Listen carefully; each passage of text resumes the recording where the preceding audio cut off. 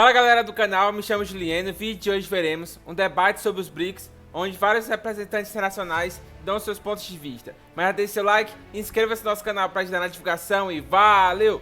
These countries have long been sold as a potential counterweight to Western dominance.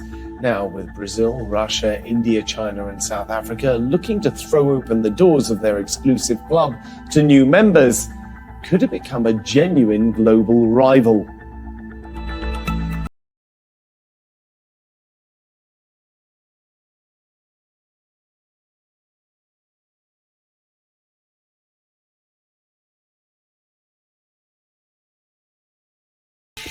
Welcome to the program. I'm Philip Hampshire. Expanding the Brics group is one of the main aims at the annual summit being held in South Africa. More than 40 countries have reportedly applied to join, and that would potentially make this one of the world's most influential economic and political blocs. Brazil, Russia, India, China, and South Africa. They already account for a significant chunk of the world's population and economy, but Russia and China find themselves at odds with the West, and realizing the potential of the Brics grouping could be a way to leverage their strengths. Chinese President Xi Jinping is reportedly keen to accelerate a shift away from the use of the US dollar as the default currency of global trade. It's an opportunity for countries in the global south to become a greater force on the world stage. Brazilian President Luiz Inácio Lula da Silva says he wants to make Brics strong both politically and economically. Among the countries that could join Brics are energy powerhouses Saudi Arabia and the United Arab Emirates. That could enable the group to buy and sell oil and gas in currencies other than the US dollar. It might even pave the way for the creation of the group's own currency. But the man who first coined the term Brics, former Goldman Sachs economist Jim O'Neill, says the idea of that happening anytime soon is madness. So let's meet our guests. Here with me in the studio, I'm joined by Andrew Leung, who is an independent China strategist. Meanwhile, in Tallinn, in Estonia, we have James Oates, who's a specialist in Eastern Europe and Chief Executive Officer of Cicero Capital. And joining us from Johannesburg in South Africa, we have Marissa Lorenzo, who's an independent risk consultant covering sub-Saharan Africa. Andrew, if I turn to you first, what is China expecting to get out of this meeting in South Africa? Well, first of all, the Brics group is a mixed bag because all the 5 countries are of different economies, different ideology, different mix-up in terms of the society and so on. But on the other hand, China has an oversized presence in the Brics.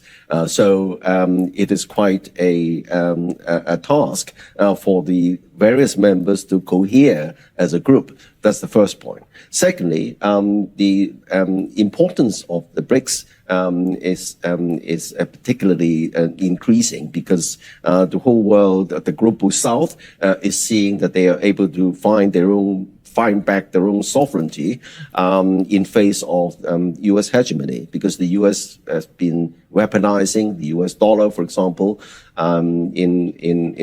in a way trampling on the sovereignty of some other countries.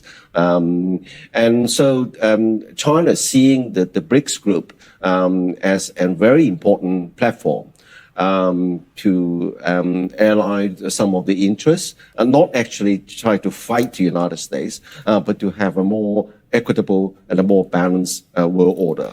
Well, we'll certainly get back to that because we need to discuss China's strategy with regards to the putative Brics currency that's been talked about.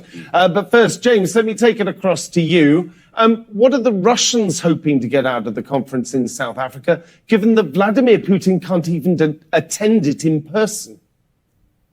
Yeah, I mean, the current situation for Russia is very difficult. They're looking for friends and they need friends. They're under pressure economically. They are facing some real geopolitical stress.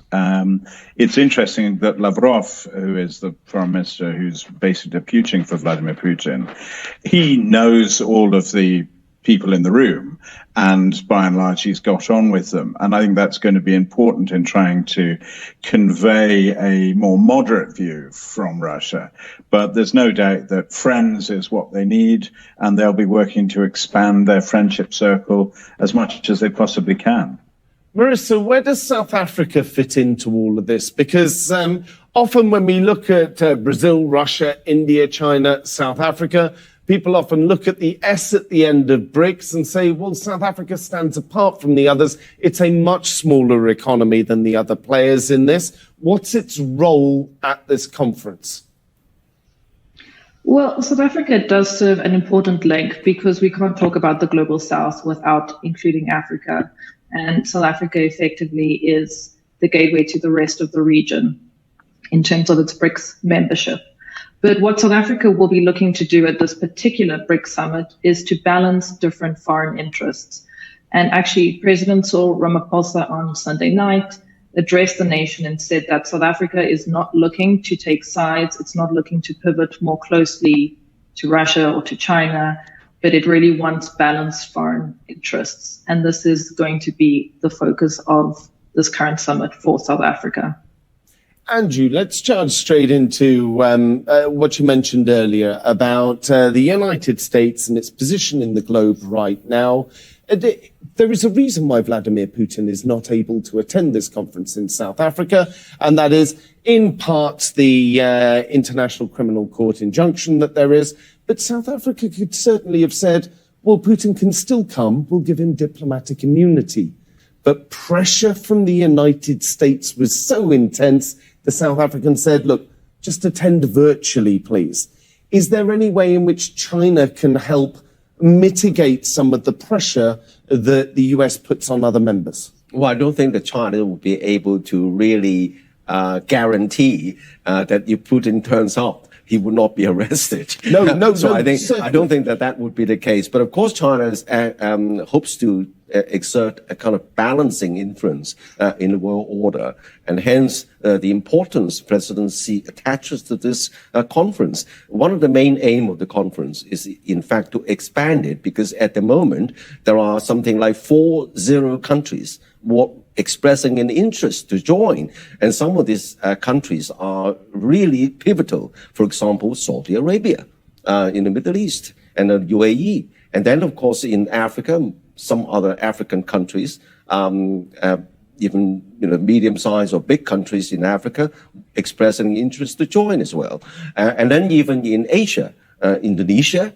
So if more countries join this group, that would increase its influence around the world as a balance against hegemony dictated by the United States. Certainly, but one of the principal levers that the US has at its disposal is the enormous amount of money that it puts into its aid budget, or it puts into helping to finance other countries.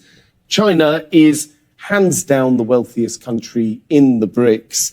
Do you think that China will, perhaps not right now, but at some stage in the future, look to say, well, perhaps we will start filling some of this aid vacuum if the US starts pressuring other countries? Well, in fact, the United States' strength is not the amount of money in these countries, but rather the dominance of the US dollar.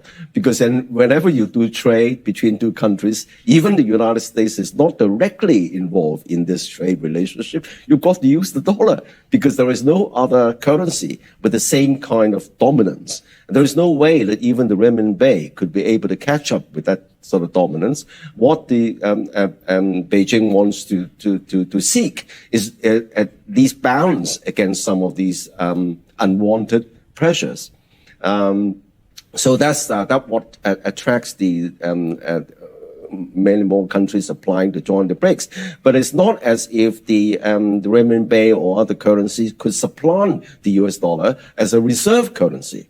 Now, there is a distinction between the position as a reserve currency and the position as a trading currency. And of course, China is the world's biggest trader, ahead of the United States. No matter what you do, and China's embedded in somewhere in terms of materials, in terms of components, in terms of logistics, because the world's biggest container ports are in China. So China's embedded somewhere. And a lot of countries do bilateral trade with China, in which case there is no point in using the US dollar, because you can always use the mutual currencies. And that's a very important subject for the BRICS countries to discuss. Well, let me take this across to Jamie. Jamie, with regards to currencies, BRICS have been talking about for a while now unveiling their own new currency. At this conference, there was some hope that we would get some details of this. Details of it will be emerging, of course, over the course of the next few days. Do you think Russia, given its position with the ruble, would be interested in a BRICS currency? Or do you think, what are your opinions on it? Is this currency dead from the start? Well, it's extremely difficult from the non-Russia, non-China angle that the currency becomes something really important. Now, Russia would dearly love to see an increase in global settlement in any currency except the US dollar, from which they're currently pretty much excluded. They are very interested in focusing on an expansion of the BRICS that includes, yes, Saudi Arabia, but also Iran and Venezuela, who are both military allies, but also they are producers of oil and gas. And I think there is a hydrocarbon element into the conversation for expansion that is definitely, from a Russian perspective, important and valuable, because it allows the emergence of politically directed conversations, so somewhat different from, say, OPEC. But in terms of financial settlement, I mean, the ruble is clearly in a fairly shaky state at the moment. There's discussion of the creation of a digital ruble. I think all of these are pretty much pie in the sky, and without the full faith and credit of the National Bank of China, I don't think we're going to see any medium of exchange that's radically different from the renminbi emerging out of this summit.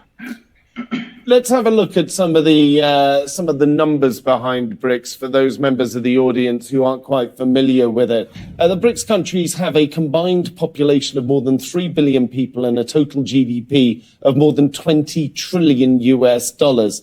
They are the major players in the global commodities markets, with significant reserves of oil, gas, of course, other natural resources as well, particularly some of the precious metals. Meanwhile, between 20 and 40 countries have reportedly expressed an interest in joining the group. They include Saudi Arabia, Iran, the United Arab Emirates, Argentina, Indonesia, Egypt, and Ethiopia. So I suppose the next thing that I have to do, Marissa, is come across to you and say, as South Africa is brokering or is hosting the conference as it's happening at the moment, do you think that they will be pushing for more members, or do you think that they will be pushing for a smaller number of countries to come into the group so that the current members aren't watered down? What sort of ways might we play between 20 and 40 new members joining what was previously a 5-nation group? So far, South Africa has said that it does export the expansion of BRICS, but it hasn't provided details on necessarily the amount of countries that it feels should be allowed. I think South Africa is going to take an approach where it wants to open up BRICS, because South Africa is one of, as we've mentioned on the show, one of the smaller economies in BRICS. I think it also wants to create a kind of unity of the global south, or unity with other countries that feel that they want to challenge the West and the West dominance in trade, like we've also spoken about. The difficult part that South Africa will have is that China and the US are its biggest trading partners. So it's got to walk a delicate line between the two. And it won't necessarily want to support members that want to join that perhaps have quite poor relations with the West, or potentially that the US specifically doesn't like.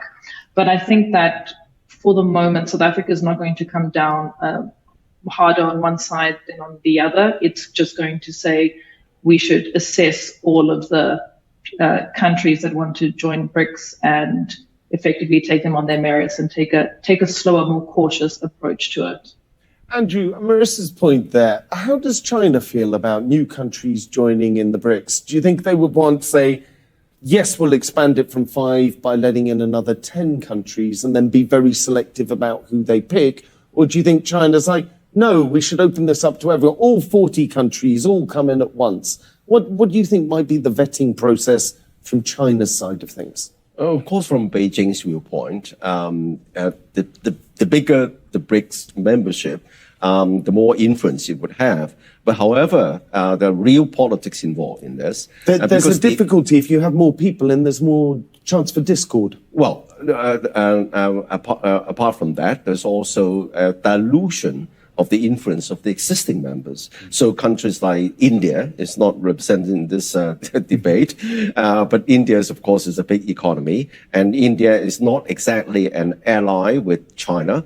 And India, of course, has its own calculations. But on the other hand, no countries in the BRICS group want to oppose the other group of South countries from joining, because they don't want to spoil, to be a spoiler in this game. So I think that it's quite possible that there would be a consensus to welcome some members, but exactly in what capacity is still to be seen. Because you look at the other grouping in these Central European countries, the Shanghai Cooperation Organization, there are different layers of membership. Some are observer members, some are permanent members, and so on and so forth. So that could be a possibility. But I think that there is no doubt a movement towards increasing the membership. And it's not a fixed watertight group, because all countries are different sizes and different shapes and different national interests. So I think all these have got to be managed. Não, só esclarecendo, como eu já faço nos últimos vídeos, quando vocês olham essa palavra tijolos, na verdade significa Brics, e segundo o YouTube, esse programa é um programa turco, pelo menos é o que diz lá. Mas espero que tenham gostado do vídeo, comente aqui o que você acharam sobre tudo isso, deixe seu like, inscreva-se no canal para ajudar na divulgação e valeu!